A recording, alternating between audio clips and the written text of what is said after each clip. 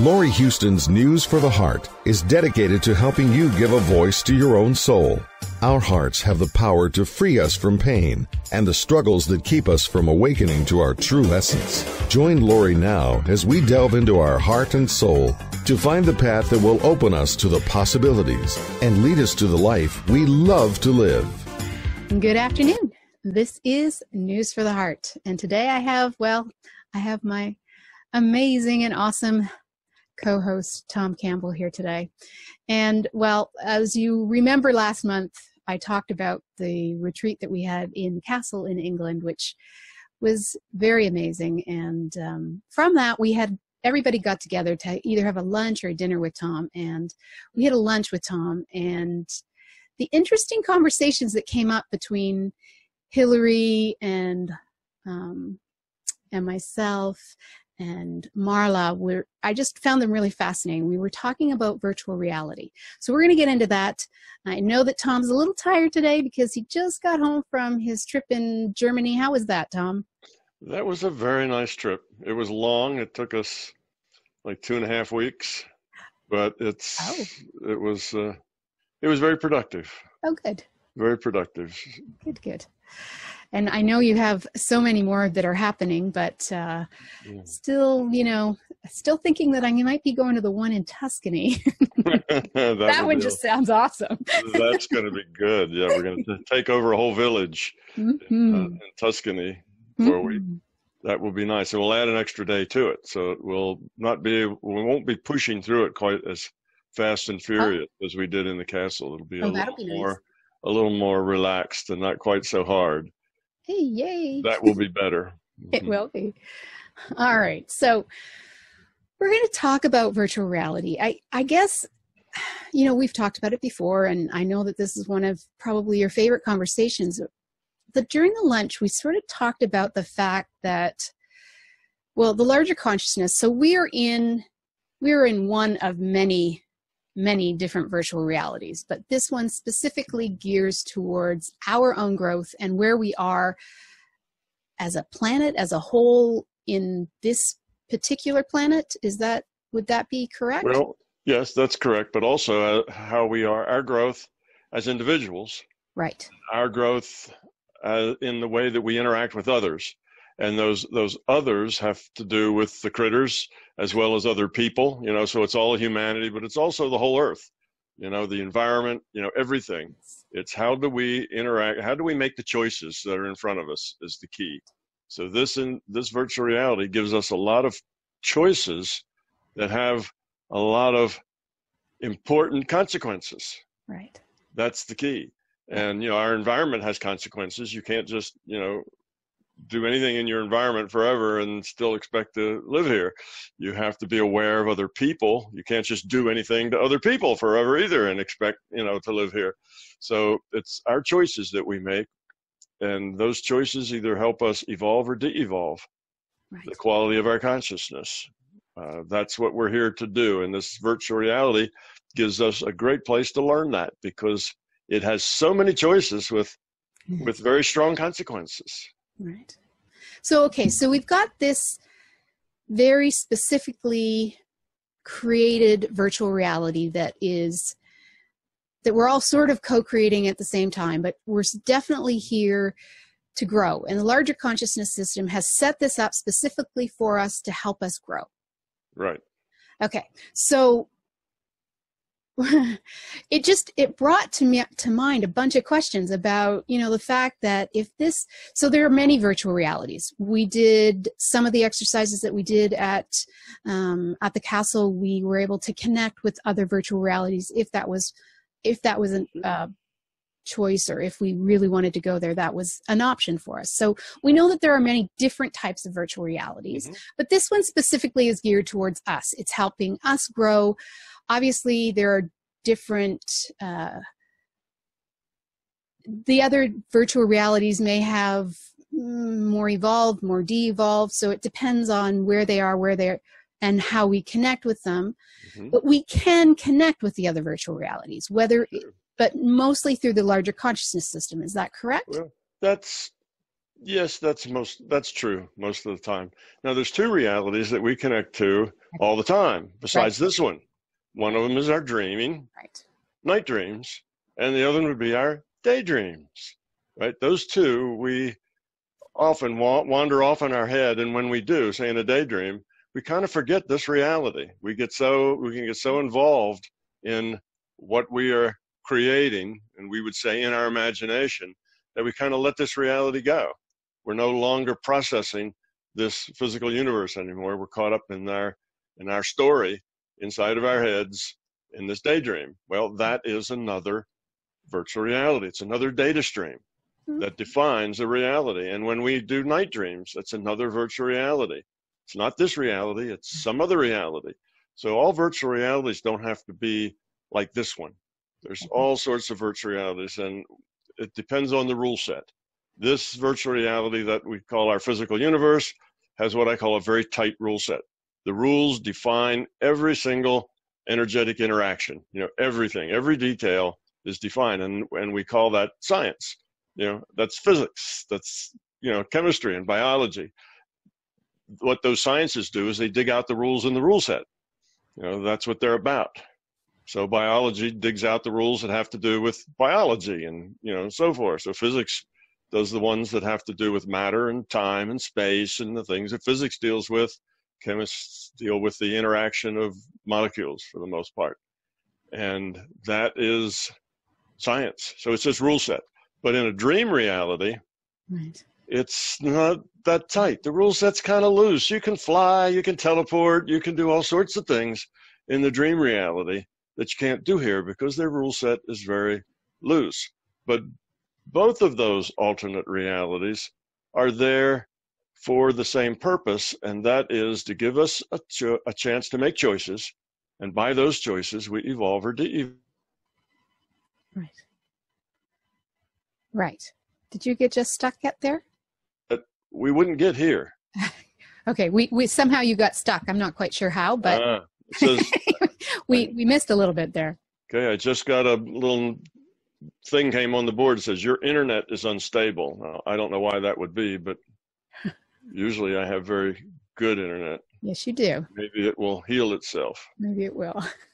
Okay. So anyway, what part did you lose? Should I back up just a little? I mean, I think we got the idea. So there's the different realities that are within our reality, which that's kind of cool. And the rule set of this reality, and it is here to help us grow or de-evolve, which I guess, well, we know that happens.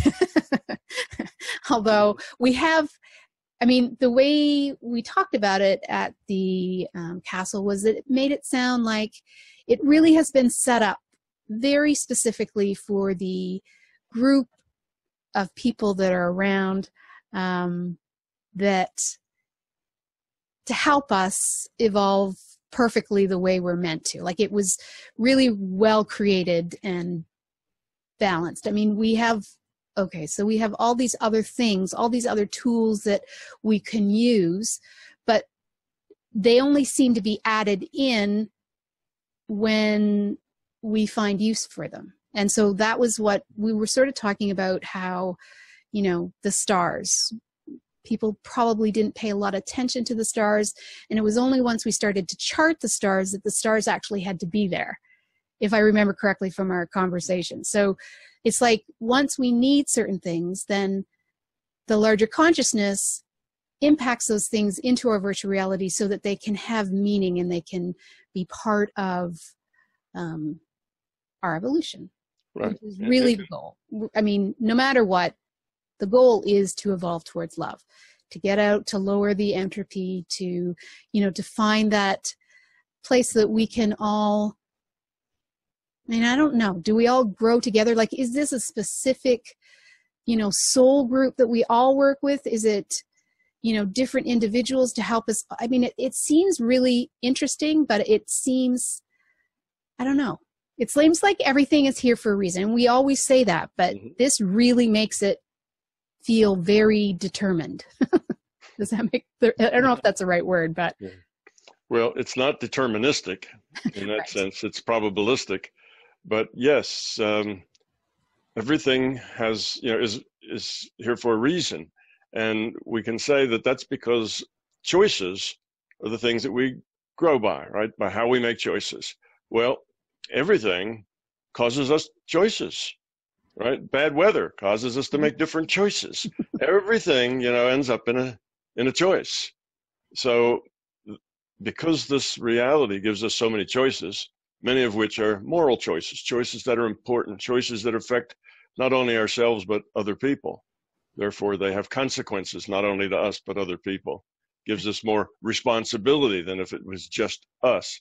So this is a multiplayer game, and we have to share it and interact with a lot of other players who are also playing in that game. So there's almost no set of choices that is not useful.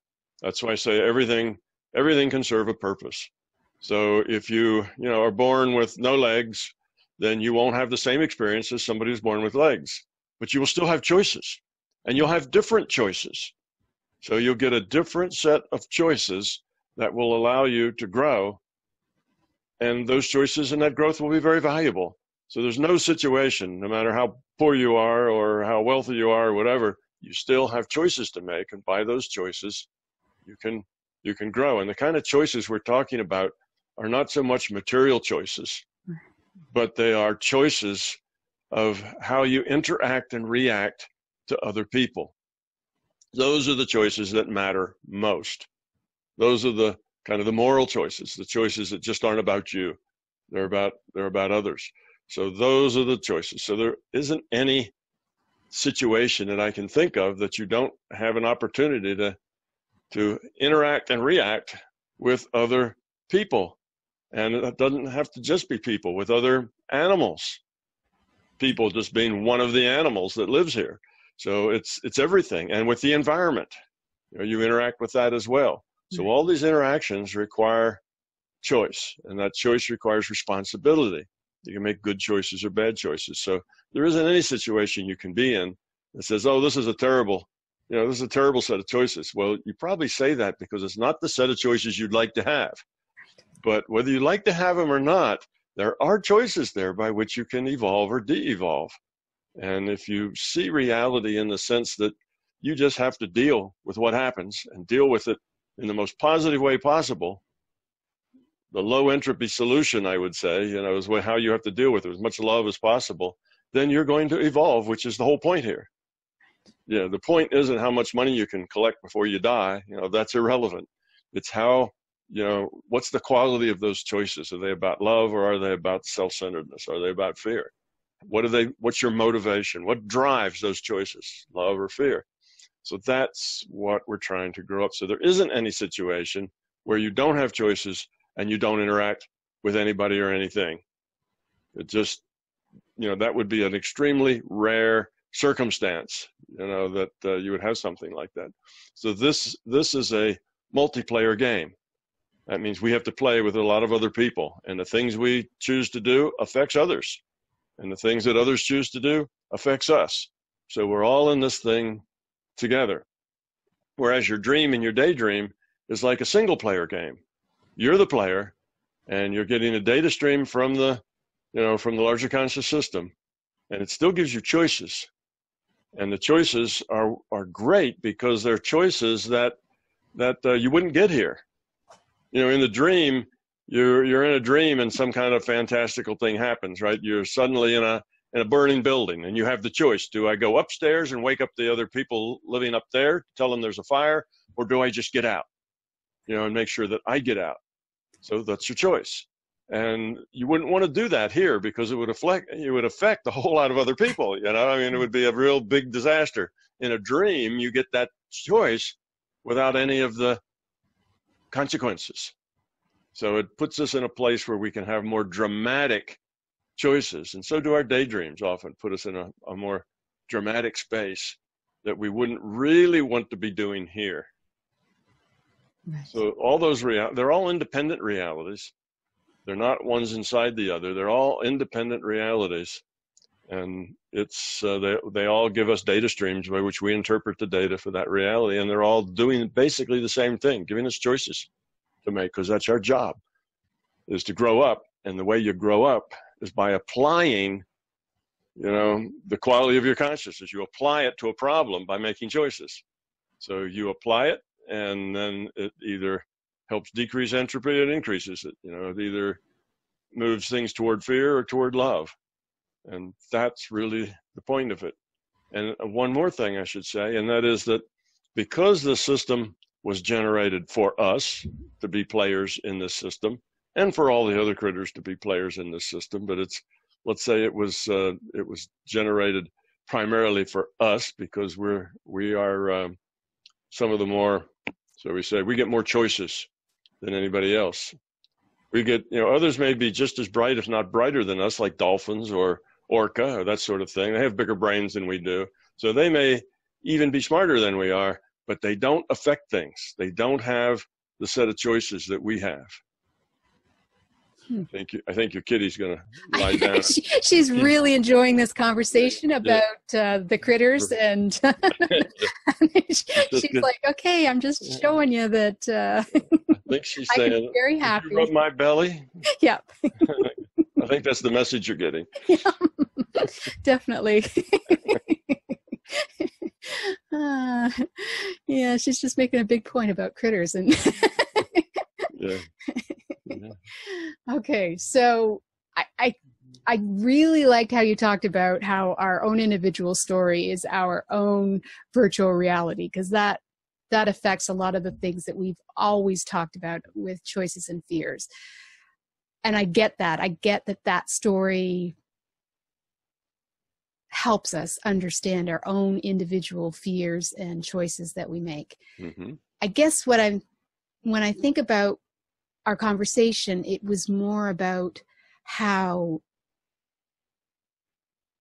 the bigger picture or the bigger virtual reality that we're in and how that affects us.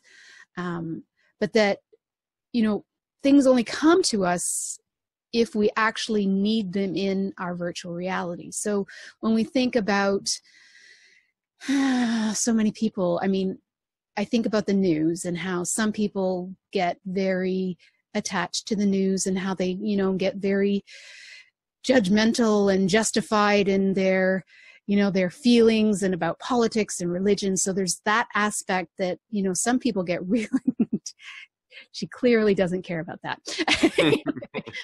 Just touch my belly, please.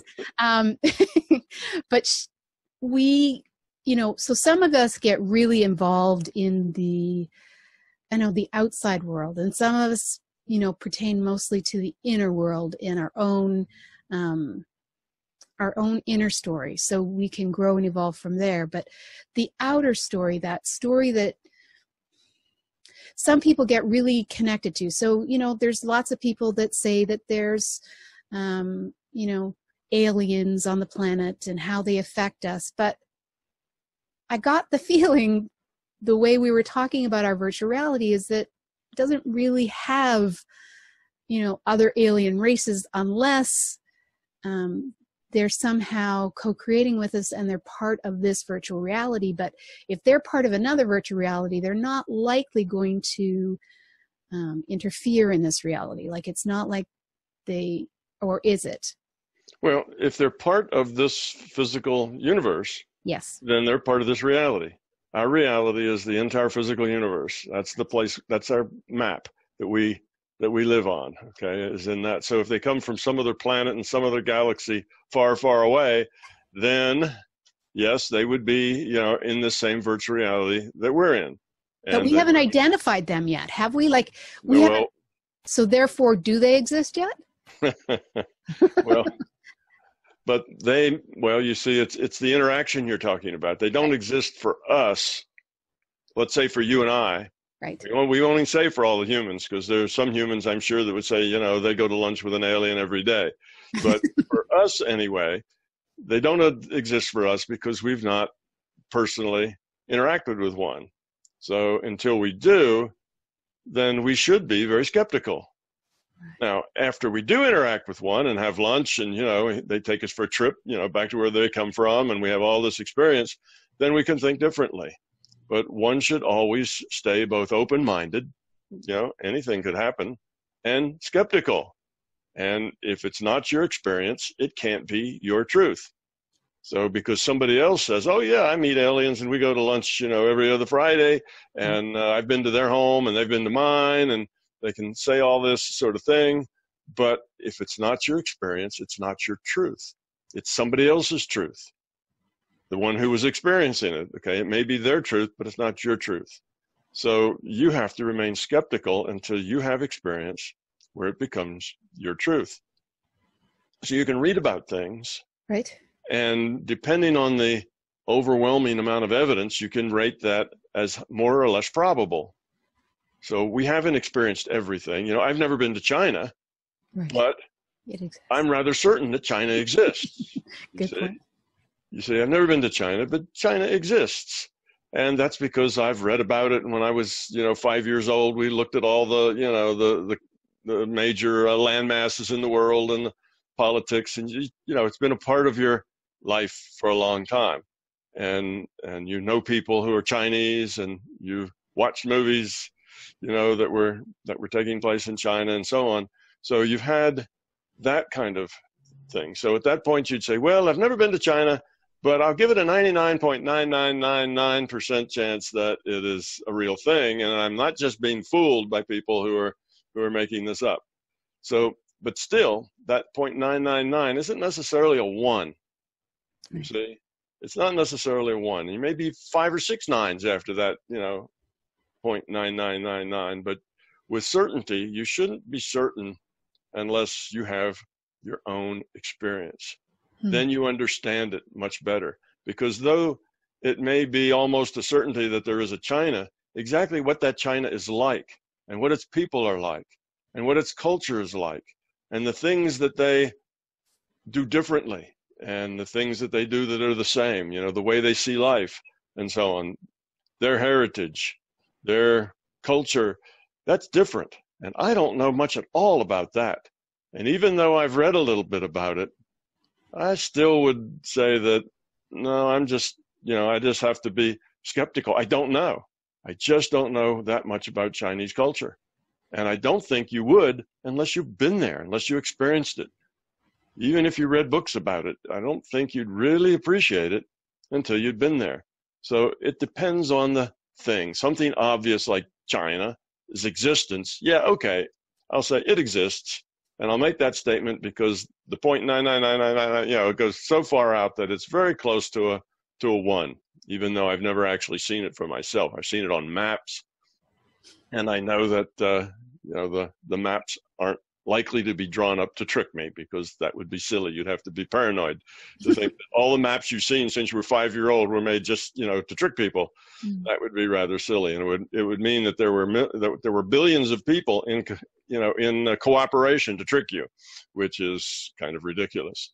So that's different. But when we talk about aliens, you see, it's not like that. Aliens are something that a very, very small percentage of the people say they have some personal information about it. Maybe 1,000th of 1%, of the population. It's not at all like China. So my skepticism on that is going to run a lot higher. It's not going to be 0.9999. It's going to be maybe 0.3 or 0.2 or 0.1. So I remain very skeptical about all of that. And my skepticism is probably even greater than many other scientists. Scientists in general say, well, there's so many suns, trillions of suns, with so many potential planets out there, that certainly there's something that approximates what we have here, that life as we know it here, carbon-based life, based on water and that sort of thing. Surely that must exist in these trillions and trillions of other situations. It would be just almost unbelievable that we, out of all these trillions of trillions of trillions of possibilities, we're the only one that could produce life. So scientists tend to believe that. Just looking at the statistics, it says surely there must be something someplace else. On the other hand, we can make a very good argument that there is nobody else but us, because this isn't a physical reality, it's a virtual reality.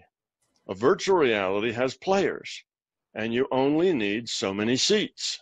You see, If this were a physical reality, then you'd expect that there'd be aliens out there someplace in this huge universe. But this isn't a physical reality. It's a virtual reality. And in a virtual reality, it's made for players. And you only need so many players in the game, right? Otherwise, the computer would have trouble keeping up. If you had, if World of Warcraft had 1 billion players, the computers would all crash. It takes up more resources, more time. And the system has to look at this as a cost-benefit analysis. What benefit do I get out of adding another player to one that already has 7.5 billion players? If I add a player, how much more am I going to get out of that? How much more lowered entropy am I going to get? And that would be the benefit. And how much cost is that? I'm going to have to feed that entity a data stream. I'm going to have to, be producing that avatar and doing those choices and interactions and all that sort of thing. So that's the system has to make this cost benefit analysis. And eventually it would seem to me you'd get to a point that adding another player costs more than it's worth. In that point, you'd get to the place where we don't need any more players. Well, how many players does it need? I suspect we may get to 10 billion, or who knows what the carrying capacity is of our planet, but we'll get to bigger numbers. And does the system need more than that? Well, if the system says, yeah, I need 1,000,000 times more than that, well, then there's probably other seats, in this same virtual reality on some other planet and some other galaxy far, far away. But if it's like, no, actually the 7.5 billion I have is, plenty. I don't need any more seats. Then this virtual reality would have just us. We would be the only ones playing here. And all the rest of the universe, you think, oh, what a waste. All those trillions and trillions of suns and planets and all that stuff, and there's nobody there. There aren't all those trillions and trillions of things. All those are lights in the sky. They're data we get. If this is a virtual reality, our reality is really created by information. We get sent a data stream. Those things don't actually have to be computed, except when somebody takes their telescope and they look out there, they'll see something. And that person gets that data stream that says what they see. Oh, I see dust, and I see this, and I see that, and I see billions of stars. All right, then that person looks away to talk to their friend. Well, they're not getting that data stream anymore. So the conscious system doesn't have to compute it anymore. And then the person looks back in the telescope. Oh, the system will put that data in their data stream again. So all of those trillions of suns and all those possible planets may just be little specks of light in the sky to us when we look at them, and that's it. And we may be the only act going on here because the system just doesn't need any more seats than that. So when you think of it as a virtual reality rather than a physical reality, that idea there must be some, aliens out there kind of disappears. That's only if it's fundamentally a physical world. Then that would make sense. But if it isn't fundamentally a physical world, if it's a virtual reality, then that doesn't make sense. They're just dots of light in the sky. The system doesn't have to compute all those planets or anything. It can just basically, give us little dots of light. Now, once it gives us dots of light, anybody who looks in the same place will have to see the same dots of light because it has to be continuous, but only when somebody looks. So the system for us, for the almost all of us of the 7.5 billion, only for half a day does anybody get a chance to see stars, and we're asleep for most of that. Because when it's daylight, there's no stars coming in our data streams to define, what's out there.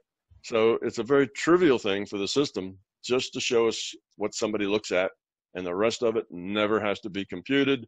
And at night when we look up and see, a planet, well, to us, the only thing that's put in our data stream is a dot of light. That's easy. It's just a couple of bits. It gives us a light, its location, its intensity, and its color. That's it. 3 bits, and that's all it has to be. And then when it's daytime and we don't see that, well, that's not in our data stream anymore. So it's trivial for the system to just have us and not waste any time or energy whatsoever on all the rest of it that's really not being used. So that's just the two perspectives. It's a virtual reality perspective, but it solves an important paradox. There's a paradox called the Fermi paradox. And the Fermi paradox was made by Enrico Fermi, a very well-known physicist, was one of the ones that helped us go into the nuclear age. So whether that makes him a genius or an evil genius, that's a matter of opinion. But in any case, he was a very bright guy. And he and his friends sat around and said, well, given that there is life elsewhere, given that we are in a kind of as time goes, we are about 1 billion years or so behind the early part of the universe that formed before us. And we're probably 1 billion years ahead of the universe that formed after us. So we're kind of in the middle of time as far as this universe being created. So there should have been some beings like us that got started like we did, you see, 1 billion years earlier than we got started. Right. Because they would have been in the early part of the universe that formed first. So if that's the case, there should be people out there who have had 1 billion more years to evolve than we have had. Well, where do you think we're going to be in 1 billion years from now? I mean, just look how much life has changed in the last 100 years. And 100 years is almost nothing compared to 1 billion years. So there may be those that are 1 billion years. And they also said, well, even at just pokey old sublight speed, nothing fancy like Star Trek at, warp 4, just old, less than light speed. So we don't break Einstein's rule about you can't go faster than the speed of light. Then just the normal migration of people from planet to planet to planet, they should have been through our part of the universe a long time ago. So the Fermi paradox says, where are they? Not only should they have been through here a long time ago, but they should have inhabited every speck of space that's inhabitable. And for an advanced technology, that would be almost everything, So they should be everywhere. And it would be impossible for us not to notice, because they have to use the same kinds of things in the universe that we do. They still have to deal with things like electromagnetics. That's part of this universe. They'd have to deal with other things that we deal with. And given that they may have technologies that are just, we can't even imagine, still, it would be rather difficult for them to be all over our universe on every imaginable, spot that they could be on, and we don't notice. It's just, it doesn't make sense. That's just the way it is. So, if our universe had been populated early on, then they should have spread to this part, millions and millions of years ago. And they should be all over the moon and all over, the other inhabitable planets and all over, and they should be here, in large numbers, that sort of thing. So we don't really have that evidence that they're here. That en masse, people see a thing, and even if they were trying to be real sneaky and tiptoe around us so we didn't notice, the science would say that would be too hard. They're bound to have a signature of some sort that we would notice. Like they'd all have to live on the dark side of the moon because, we'd see them otherwise, but we have probes that go around the moon and have photographed the dark side, and no, there's not alien cities over there either. So that's that's kind of this idea. So we may be alone. We may be the only thing going in this whole universe. And that makes sense from a virtual reality perspective. It makes no sense at all from a physical reality perspective.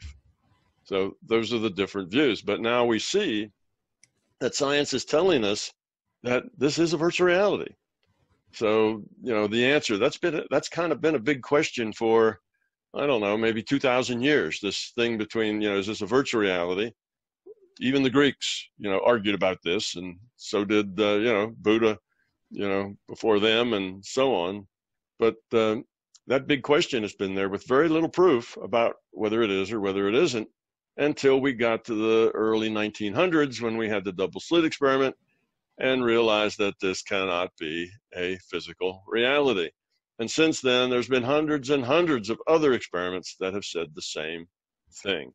Okay.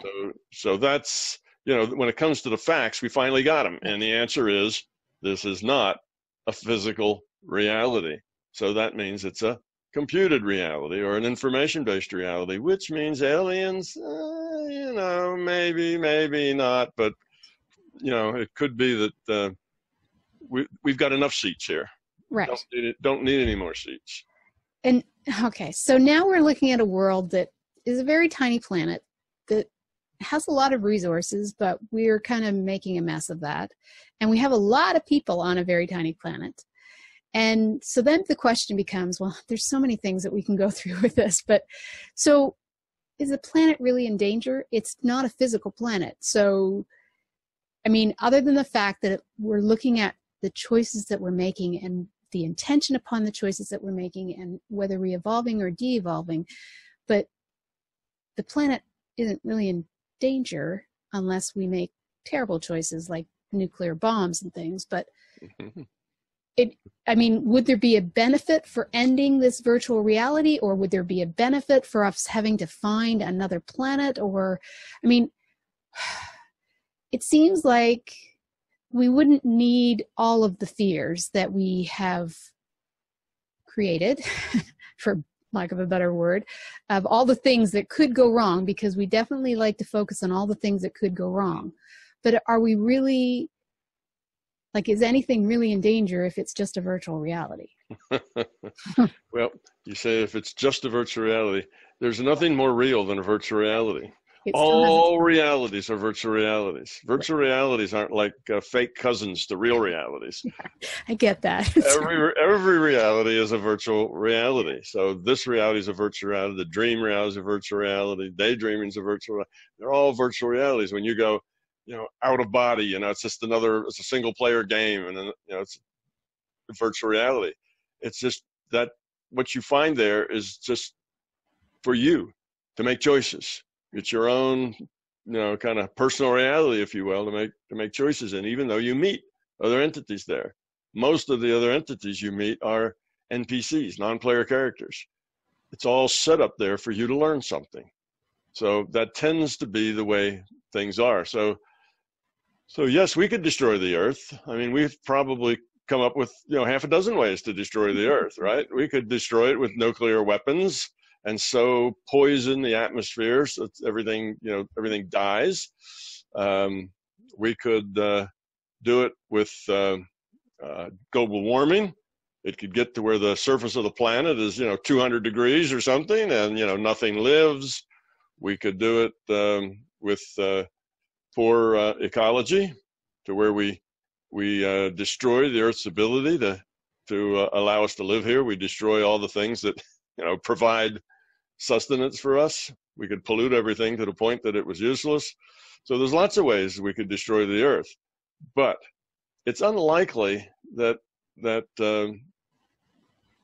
will, end this virtual reality. Well, I shouldn't say that. It would end this. It might end this virtual reality, but there's always another virtual reality. This is digital space. You can do all kinds of wonderful things. You can just stop the virtual reality at a place, let's say, 50 years before the Great Catastrophe. And then you can just change a few things and then start it up running again. In other words, you just make a branch off. Or if there was a big meteor coming this way that was going to land and stir up so much dust that it would blank out the sun for 5 years, and then everything dies, right? With no sunlight, all the plant life goes and all the animal life goes, and this becomes an ice rock, then, the system could always just kind of, that's a virtual meteor. You see, it's part of the probability sets that meteor's there. There's a lot of statistics. Well, it could just go out and make that disappear, or make it go someplace else, because we haven't actually seen it yet. So it's not on our radar. It could just make that disappear if it wanted to. Or if it needed to, it could basically erase, say, 90% of the population, because this experiment just isn't working out very well. It's going downhill, and just start over. We could take those 10% of the people and try to build it back up again and see if we couldn't do better, or see if we make the same mistakes. So there's lots of options in a digital system, lots of things. And it could just take the beings here and, start another virtual reality, very similar to this one, same rule set. It could just start it up and repopulate it with the same beings. And for a while, everything would seem very strange, but 1,000 years later, nobody would know that anything ever happened. It was that sort of thing. So there's lots of options, but we as individuated units of consciousness will always have a playground to play in to make choices, because the system needs that. We are part of its strategy to evolve. As we evolve, it evolves. We're a piece of that consciousness system. So as we evolve, our evolution is also its evolution. So it's has a motivation to keep us learning as quickly and efficiently as possible. So I think we'll always have a schoolhouse. It may not just be this one, and it may be that there's only a few of us left to rebuild, who knows, but it's not like that's going to end, because there's a need, and the system really is in charge and could solve that problem lots of different ways. And it's unfortunately because it's our choices that will determine what happens, even though Exactly. it's the few versus the total. So yeah, okay, I get it. That's the way it works. But we create this reality in many ways. Okay, there's three ways we create it. And one way is our intention modifies future probability. So if we're miserable and unhappy, we tend to create miserable and unhappy things. If we're very positive and loving and caring, we tend to create more loving and caring things. That's been around a long, long time. Back in the 50s, it was the power of positive thinking. And Right. then in the early 2000s, it was The Secret. It was a big deal about program the universe to meet your needs. And, this idea that we can modify what happens has been around almost forever. And it's true, it works. But the way it works is just that we can modify future probability. That's one way. And another way is that we get a data stream and we interpret it. We can interpret it however we want. We interpret it based on our own fears, our own beliefs, our own knowledge. We interpret that, and that interpretation of that data is our reality. That's the reality we see. So every one of us lives in a unique reality of our own, but it's also a shared reality. And that's the last way we can create our own reality, is by our actions and the way we interact with people. We can create differences. We can change things. Just a very simple example. If we're nice and loving and caring and supportive of people, well, we're well liked. People like to hang out with us. We're probably in a happy space. Whereas if we are a user of people, and our thought is, well, what's in it for me? You want to be friends with me? What's in it for me? This sort of thing. And if they look at everything in their world of what's in it for me, then they will not be well liked. They will be unhappy and miserable people, because they'll miss all the important things in life that makes one happy. So that way we create our own reality. What we don't create is each other's choices, because we make choices that affect other people, and they just have to deal with it. And they make choices that affect us, and we just have to deal with it. So we don't make our reality in all its detail, but we do make it in some very significant ways. And what that idea that we modify future probability means that what we see out in the world is a very accurate representation of the quality of consciousness of humanity. Yes, it's an ugly place out there because we aren't very evolved. We have a long way to go. That's why it's such an ugly place. And when we're more evolved, it will be a nicer, more beautiful place, more caring space. And we are evolving because that's evolution. But it's a slow process.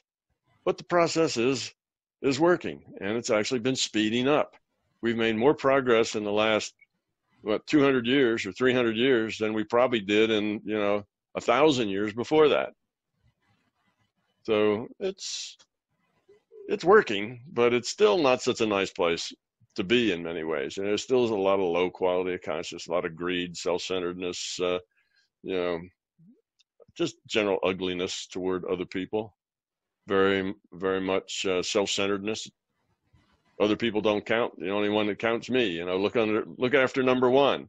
You got something I want. Well, if you're small and can't protect it, and nobody's going to protect it for you, then I can just go over and take it, and you just have to deal with it. You know, that kind of an attitude, you know, an attitude that, you know, we see a lot. There's a lot of people that kind of have that attitude. There's a lot of institutions and corporations and other things that have an attitude like that. You know, they'll take everything they can get without really caring too much about who it hurts.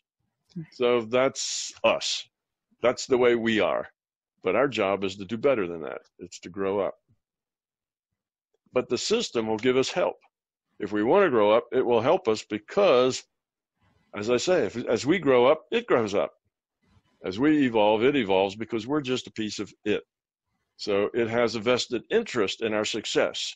That's why it would reach out and push that meteor away and not let it impact here, because it's invested in our, you know, in our growing up. And if we are growing up and we are successful, then it wouldn't want to let that just disappear because of some, you know, random, you know, statistical event that just happened to happen.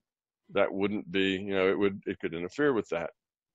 So we will continue to have a reality to play in, but it may be a pretty harsh one. If, you know, only 10% of the population's left, then you're not going to be able to walk down to the corner grocery store and, you know, and buy your groceries. It's going to be back to survival kind of living. And that could, you know, we went through that for what, you know, 190,000 years of humanity walking around on Earth. It was pretty tough. And it takes a long time to grow out of that. But, you know, there's plenty of time. Right. And I mean, there's still people that, even though we have groceries, you know, around the corner, that will still be in that survival mode because they're still stuck in the fear. But we are growing, we are evolving, and we have seen lots of changes. And yeah, so then that makes me think, so I know you mentioned that there are, you know, there are players in this world that are not really part of our world, which then we get into you know, whether it's our individual reality that we're looking at, or we're looking at the virtual reality of the planet. But we can, I mean, who decides, like, how does some, I don't know how it works. Like, how do we get from, you know, this huge planet with 7.5 billion people, and how do we come together? Like, do we have, you know, I know that we've talked about past lives and different things, and, you know, we don't remember our past lives, or maybe technically, you know, we're just connecting in with the larger consciousness system anyway, and it's not really a past life, but we just have connected in with a life to understand it better, but we then feel so connected to it that we have decided it was a past life. But I mean, we keep evolving, we keep coming back into the virtual reality because it's assisting us to move to where we're wanting to go. We're making choices. We decide what, you know, core fears that we are working through in this life. We continue on it because it is a virtual reality, and we can keep, you know, moving back into it. So do these past lives,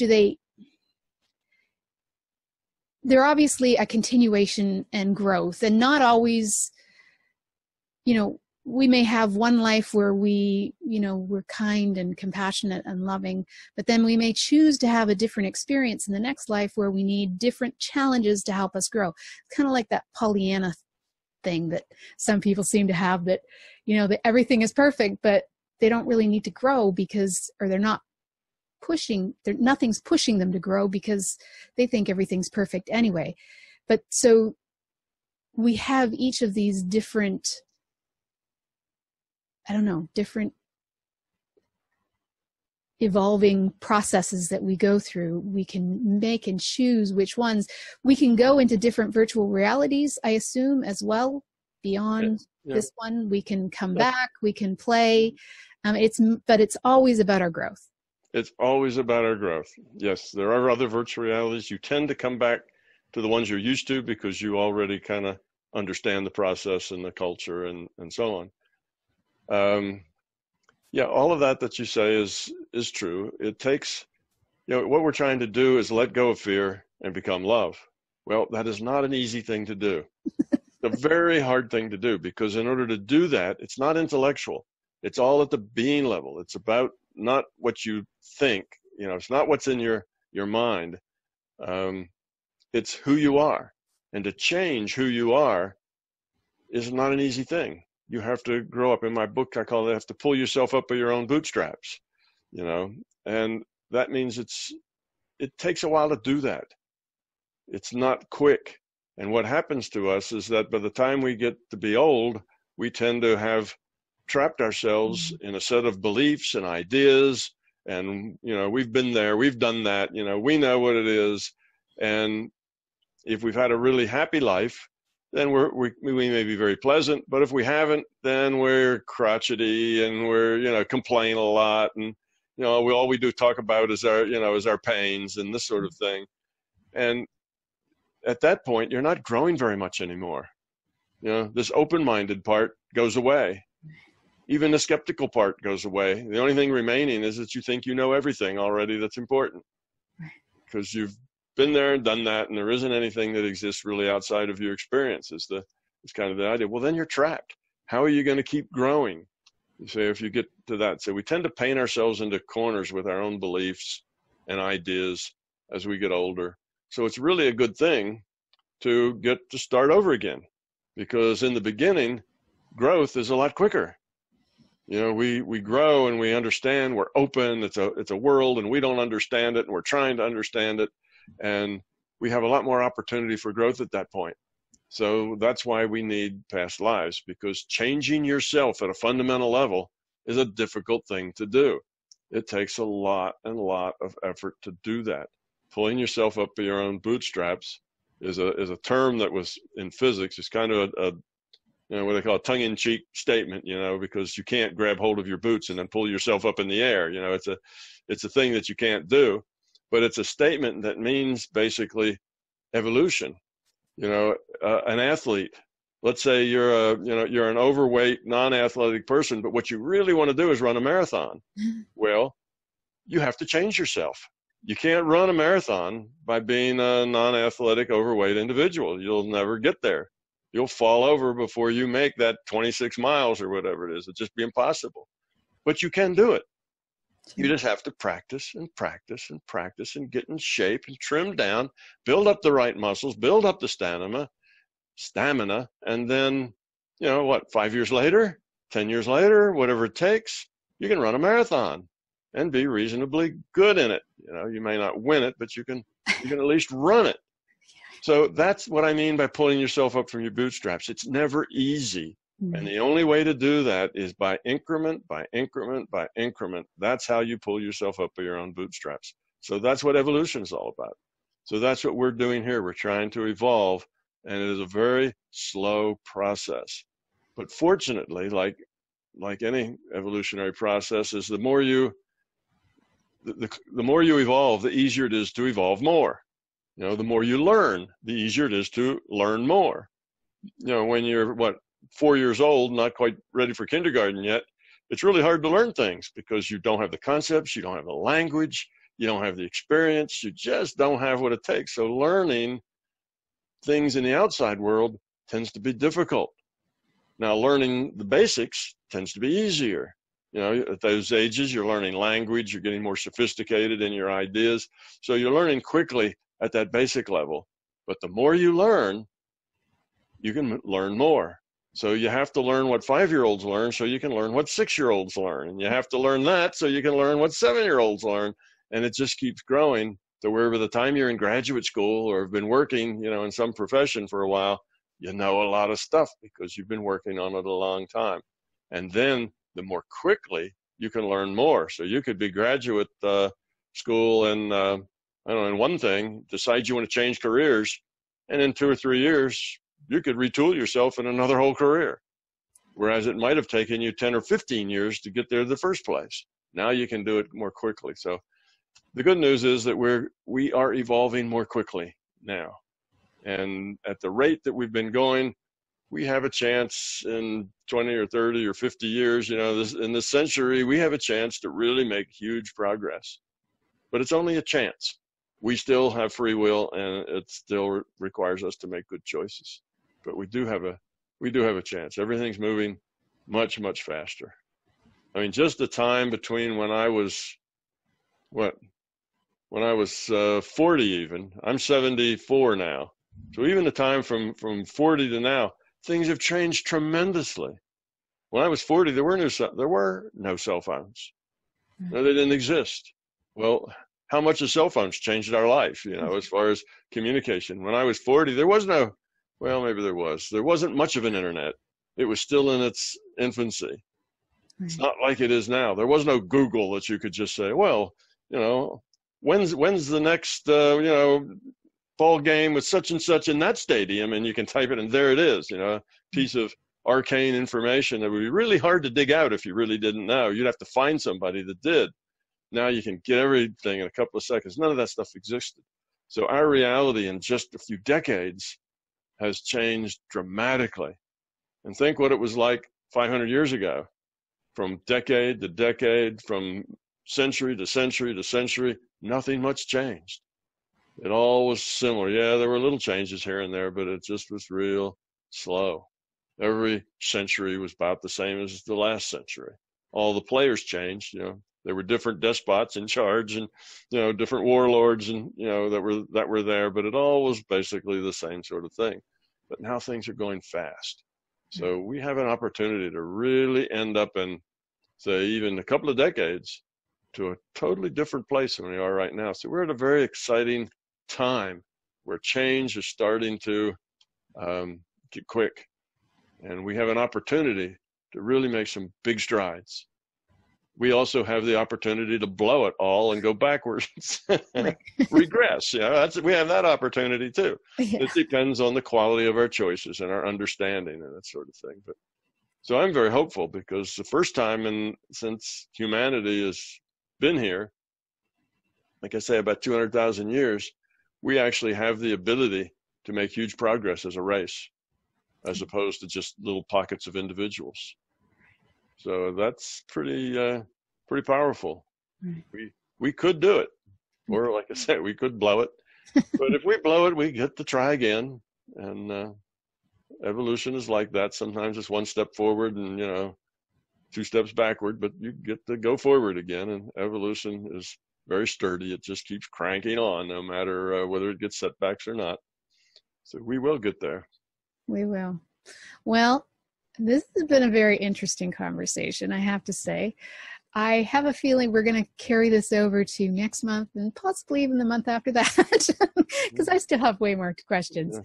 Well, it's a very big subject. Huge. But Laurie, in 2 decades, this idea that this is a virtual reality will be trivially obvious to even an 8-year-old. Now it's a very hard sell, and people say, that just doesn't make sense. That this reality, this physical reality is computed. Just doesn't make sense. In just 2 decades, it'll be trivially obvious, because we will then have created virtual realities that are just about as real as this one. And it won't be such a big leap of imagination to see this as a virtual reality. Cool. All right. Well, I look forward to our next conversation when we talk about this more and go into different areas of it. If there's anybody out there that have questions, please, put them in the comments. I'll look through them and we'll see what we can get to the next one. But I kind of leading towards what our own individual growth and the virtual reality we're in, how that sort of affects us. So that's where I'm sort of heading towards. I know that it always is about our choices and our fear and moving towards love. And I think that's, the most important thing. So that it's almost like that personal virtual reality that we have is probably the most important part of this larger virtual reality that's part of the larger consciousness system. But I think that's where we're the most impactful for sure. All right. Well, you have been listening to News for the Heart. We've been getting the heart of what matters with Tom Campbell. Join us again, and I look forward to it. All right. Thanks, Tom. Thank you, Laurie. Have a question for Laurie and want to be on the next News from the Heart show? Drop us a line via instant feedback at bmajor.org. News from the Heart is brought to you by Intuitive Soul and is produced by Major Radio for Clear Channel's iHeartRadio and bmajor.org.